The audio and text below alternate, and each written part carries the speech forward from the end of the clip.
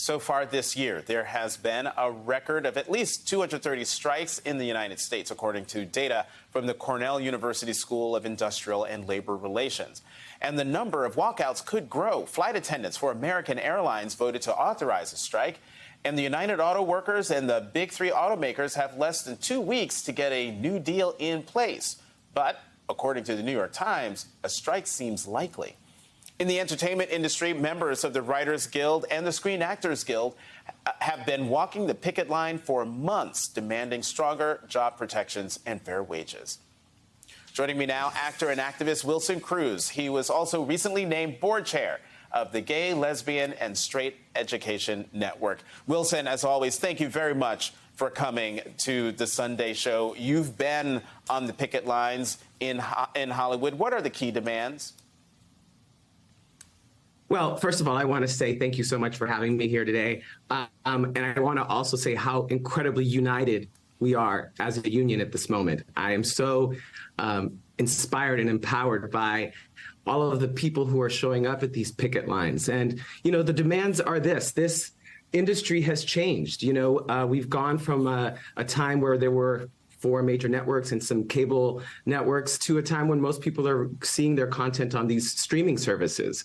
And yet we're still working under the same compensation residuals from the past. And so we're asking for just merely to keep up with inflation and the cost of living. You know, if we had accepted the producer's last offer, we would be making 5% less in real money than we would have in 2020. That's unacceptable. We also know that this is an existential moment for our industry. You know, AI is a real thing. We acknowledge that.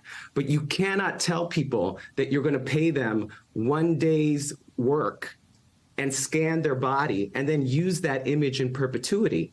That's unacceptable as well.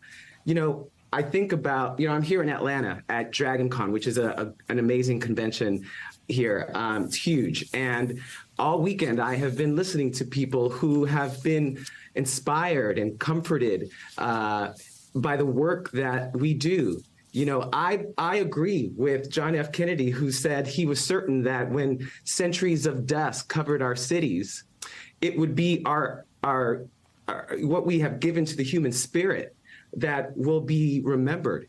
I believe that, you know, and I would add that, you know, more than wealth, more than the battles that we win or lose, in the end, we're going to be remembered by how we helped humanity.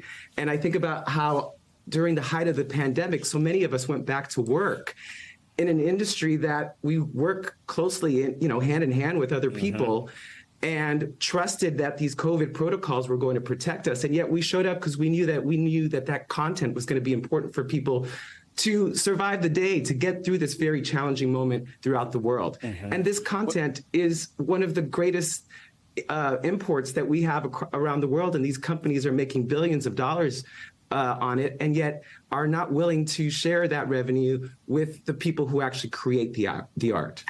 You know, Wilson, I'm wondering what stories you're hearing from fellow actors on the picket lines. I mean, as you well know, most actors aren't rich and they aren't famous. So how are they getting by?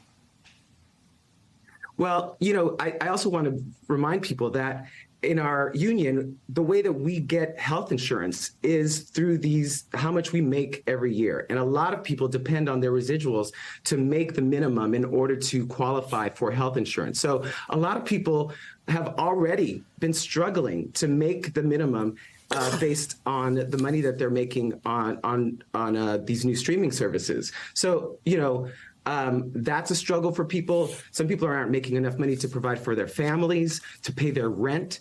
But if it's one thing that actors know how to do, it's we know how to survive. And so if these studios think that they're going to starve us into complying to their needs, they have another thing coming. We are actors. They have been starving us for years. So we're going to stand strong, and we are going to wait until our demands are met. Yeah, that is an excellent point. Excellent point, Wilson. Lastly, congratulations on being elected the board chair at GLSEN. I know the organization very well. But what's your advice for fellow and future colleagues who identify with the LGBTQ community, as well as young LGBTQ actors trying to win their big break during these difficult times? Listen, I think our superpower as humans is our ability to be our true selves at all times, right? And I think the things that make us different and unique, or our idiosyncrasies, are the things that we must embrace. And so anybody out there who thinks that they need to change who they are in order to succeed, I say do the exact opposite. Be more of who you are. Be everything that you are, and bring all of that to your work and to your studies. You know, I think about students right now who are dealing with all of these anti-LGBTQ bills across the country, and that's why GLSEN exists, so that we can help those students. So we need to support them with these and educators who support them as well. You know, GLSEN is like the central hub for these gender and sexual orientation alliances on campus, and there are places where students go to support each other and to find support with an administrator who's their guide. So, you know, we do a lot of work to support them at this very challenging moment, as we know, in education in our country. And we work with federal and state governments to do that work.